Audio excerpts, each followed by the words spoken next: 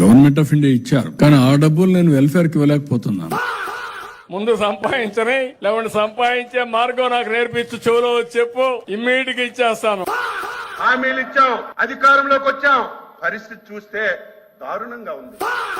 ఈ రోజు మీరు గాని మాట్లాడకుండా ప్రతి ఒక్క కపుల్, ప్రతి ఒక్క ఆడబిడ్డ 2 కంటే ఎక్కువ పిల్లల్ని ఉత్పత్తి చేయాలి. అన్ని చేయాలంటే కూడా ఒకటేసారి మనం చేయలేం కదా, డబ్బులు కూడా ఉండాలి. ఇప్పటి వరకు అమరావతిలో రాజధానికి చట్టబద్ధత లేదు. అన్ని చేయాలనే ఆశ ఉంది, కానీ గల్లా పెట్టి చూస్తే ఖాళీ అయిపోయింది. 45 ఏళ్ల సుదీర్ఘమైన అనుభవం ఉన్న 75 ఏళ్ల వ్యక్తిని పట్టుకుని నీ మీద కేసు నేను పట్టుకుని తన్నితే ఇది ఈ భాష మాట్లాడాడు. అటు 6 సూపర్ 6 అయిపోయినాయి. బెంగళూరుకో హైదరాబాదుకో పాసి పనులు కూడా పోకుండా గర్వంగా నాకు ఒక రాజధాని ఉంది, ఇక్కడ పని చేసుకోగలుగుతానని చెప్పడానికి నిర్మాణం చేపట్టినటువంటి రాజధాని ఇది.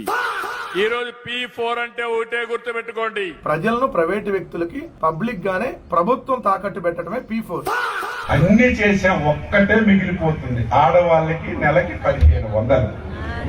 అది చెయ్యాలంటే ఆంధ్రానే అమ్మాలి, ఇంకా ఆలోచన చేస్తుంది. మైక్రోసాఫ్ట్ కంపెనీ తీసుకొచ్చాను, అందులో పనిచేసే నాదెళ్ల సత్య మైక్రోసాఫ్ట్ సీఈఓగా ఎంపికయ్యాడంటే అది మనం చూపించిన చొరవని మీ అందరికి విజ్ఞప్తి చేస్తున్నా. చంద్రన్న ఉన్నంత వరకు మా రైతుకి భరోసా లేదు, ఉండదు, ఉండబోదు.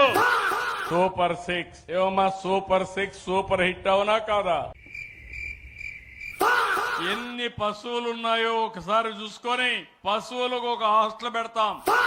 ఎడ్లతో బుల్స్ తో కరెంట్ ఉత్పత్తి చేయడం. ఏదో నీళ్లున్నాయని అందరూ వరి పంటేస్తే మీరు పండించిన ధాన్యం తినేవాళ్ళు ఎవరు లేరు. దానికి కారణం ఈ మధ్య అందరికీ డయాబెటీస్ వచ్చింది, షుగర్ రోగం వచ్చింది. కూరగాయలు, మాంసం, కోడిగుడ్డు ఇది తింటారు. ప్రజలు ఎలాంటి తిండి తింటారో దాన్ని మనం ఉత్పత్తి చేయాలి రైతులు. హైదరాబాద్ కి ఎవరొచ్చినా నేరుగా పోయి ఓల్డ్ సిటీలో షాపింగ్ చేసే విధంగా పెరల్స్ ని ప్రమోట్ చేసింది కూడా తెలుగుదేశం పార్టీ. హైదరాబాద్ బిర్యానీని కూడా ప్రమోట్ చేశాం. అసెంబ్లీలో నాకు ఇప్పుడు కూడా జ్ఞాపకం, అసెంబ్లీ మొత్తం డెకరేట్ చేశా ఈ కండములు పెట్టి.